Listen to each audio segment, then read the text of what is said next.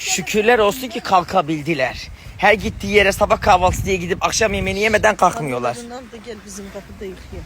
Kim götürecek geri onları eve? Arabanız var. Şimdi önceden araba yoktu. He? Şimdi var. Nerede kuruyacak halıları? He? Ta oradan oraya halı mı taşıyayım? Evet, Evimin evet. içinde sıcacık suyum var terasta. Biraz sıcak, Kuyunun evet. soğuk suyuyla. Artık eskisi gibi kuyunun soğuk suyuyla yıkamıyorum. Evde terasta sıcak Unutma suyum. yıkadığını. Yıkanacak halın var galiba senin. Evet var. Sen al da bana gel.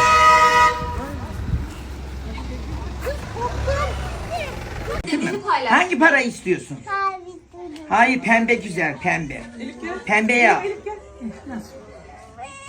Allah. Mavi mi? Al mavi. Al mavi mavi. Ay ne fena kız. Gördün mü nasıl gözleri açık? Bu sahte sahte. Gerçek olan bu. 5 liram yok da 10 lira veriyorum. Heh, o gerçek. Bunlar sahte. Kızım o küçük Nasıl rokerler bir kandırdı gördün kızım mü? seni. Ay sana kim etti buna 100 liranın büyük olduğunu?